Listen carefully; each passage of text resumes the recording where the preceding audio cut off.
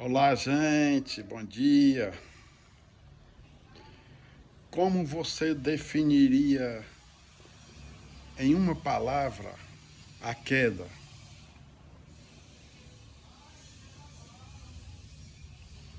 Eu definiria em uma palavra a queda com a palavra desgraça.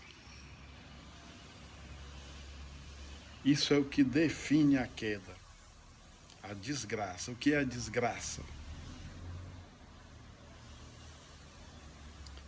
A desgraça é a ausência da graça. Então, toda a humanidade no primeiro Adão, ela herdou essa consequência da desgraça. Nós em Adão, nós nos tornamos desgraçados, ou seja, nós ficamos ausentes da graça. É por isso que nós sofremos as consequências dessa desobediência, dessa queda, a quebra desse relacionamento, a separação da graça. E a palavra de Deus diz que a natureza geme, Romanos 8, até agora, esperando a redenção dos filhos de Deus. Toda a natureza sofre as consequências. E nós, como a coroa da criação, nós não estamos imunes a esse grave mal. Mas eu quero dizer para você que onde abundou o pecado, superabundou a graça. Então, essa desgraça, essa ausência da graça, nos faz caminhar o quê?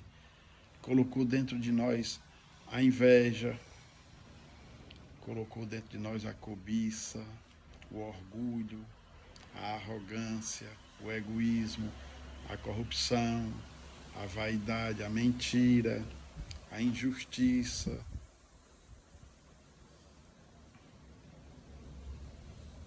Então, todos nós temos esses sentimentos. Jesus fala que é do coração que procede os homicídios, os adultérios, a mentira, a corrupção. Porque isso está dentro de nós, isso é uma consequência da queda, porque entrou o pecado.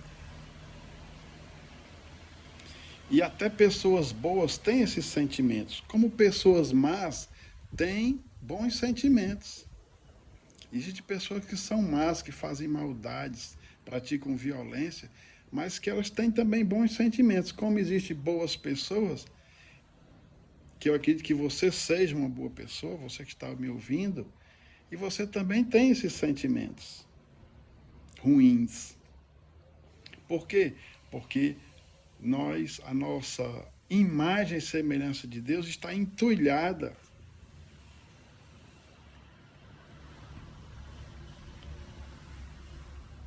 É isso que nos faz sectários, egoístas.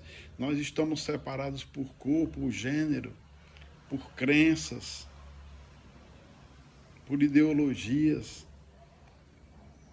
Nós não conseguimos nos unir como comunidade, como semelhantes, como as nações vivem em guerra. Nós vivemos criando situações para cada vez mais nos dividir, nos odiar, nos separar. Nós somos desgraçados. Mas onde abundou a desgraça, onde abundou o pecado, superabundou a graça. É Deus querendo, Deus tomando a atitude de se reconectar novamente conosco e manifestar a graça em nós. E Ele faz isso através do seu Filho. Ele manifesta, Ele expressa, Ele revela a sua graça. Para que nós deixemos essa ausência de graça e superabunde em nós a graça, que é o quê? O favor de Deus, o amor de Deus, a imagem de Deus reconstruída através de Cristo, nos fazendo para que nós sejamos feitos filhos de Deus, nascidos de novo, feitos uma nova criatura, para vivermos em novidade de vida. O irmão Timóteo, ele falou assim, ele citando Romanos 5, onde diz que bem-aventurados os limpos de coração, porque eles verão a Deus. Os limpos de coração são aqueles que conseguem ver a imagem e semelhança de Deus no próximo. Então, eu só posso ver a imagem e semelhança de Deus no próximo se eu enxergar a graça.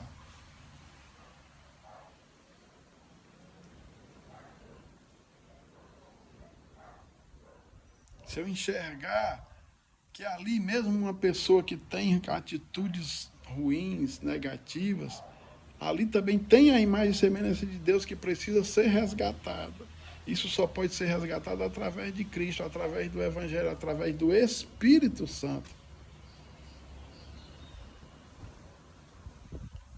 Então, que nós precisamos ouvir a palavra, que a fé vem pelo ouvir e o ouvir pela palavra, para que nós possamos resgatar, nos deixar ser alcançados por esta graça. E deixar de viver nessa ausência de graça, onde a gente é casa dividida contra si mesmo, onde até as nossas boas obras são obras de justiça própria, de vanglória.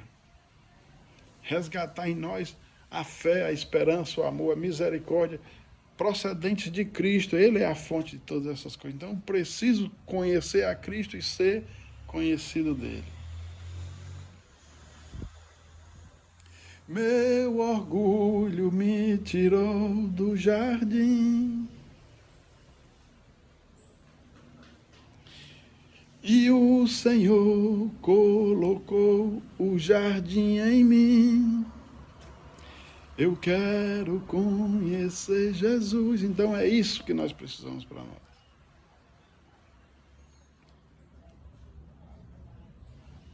A graça já foi revelada, manifestada, expressa, o amor, a misericórdia, o perdão. Precisamos reconstruir, deixar que o Espírito Santo resgate a nossa imagem e semelhança de Deus, para que a gente não possa nos definir por cor, por gênero, por raça, por crenças, mas que a gente possa se definir de acordo com a imagem e semelhança de Deus que está em nós. Porque ele nos fez a sua imagem e semelhança. E é isso que nos capacita, cheios dessa graça, a amar, a perdoar, a servir, se arrepender, obedecer, caminhar nesta graça. Isso só é possível com a presença de Cristo na nossa vida. Com a presença do Evangelho. A gente viver isso, a gente buscar isso, a gente se deixar ser transformado. Jesus falou para Nicodemos, Nicodemos, se tu não nascer de novo, tu não pode ver o reino de Deus. Se tu não nascer de novo, tu não pode entrar no reino de Deus. Como é que eu faço isso? Tenho que entrar de novo no ventre da minha mãe? Não. Você precisa ser feito filho, não da vontade da carne, nem da vontade do homem, mas da vontade de Deus. Isso só é uma obra do Espírito Santo, pela graça. Ela se manifesta a todos, ela se expressa para todos, ela se revela para todos, mas ela só se aplica aos que a recebem por fé. Reconhece a necessidade desse perdão, desse amor, dessa justificação, dessa redenção na pessoa de Jesus Cristo. Amém? Então que a gente deixe essa ausência de graça, porque onde abundou o pecado, superabundou a graça.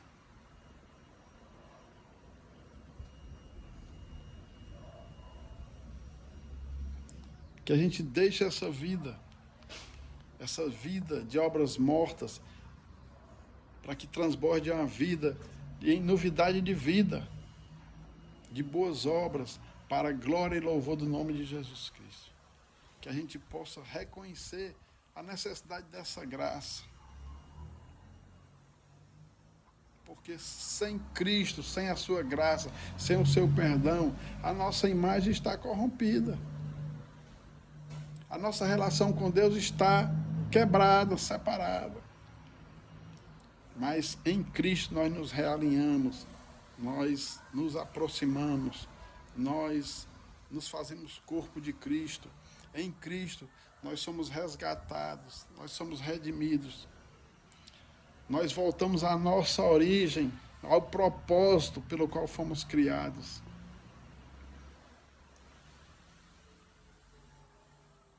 Amém? Que eu possa ter nessa mensagem te esclarecido, para que você não se entupa de filosofia, de religião, de autoconhecimento e esqueça de buscar aquele que é vida, que é Cristo. Porque não há debaixo do céu, nem em cima no céu, nem debaixo da terra, nenhum outro nome há que importa, pelo qual importa que sejamos salvos. Não há outro nome, só tem um nome. Deus amou o mundo inteiro de tal maneira que deu o seu Filho unigênito, para que todo aquele que nele crê não pereça, mas tenha vida eterna. A vida eterna começa em vida. A vida eterna não começa depois que você sai desse plano, não. Você tem que receber a vida eterna hoje, aqui, agora, nesse momento. Escolher, decidir por Cristo na sua vida. Decidir conscientemente, livremente, graciosamente, alegremente, cheio de paz, justiça e alegria no Espírito Santo. Essa é a maior decisão que um homem ou uma mulher pode fazer para a sua vida hoje e receber toda a fonte de graça que procede de Jesus Cristo. Amém? Deus seja louvado na sua vida, hoje e sempre, no nome de Jesus.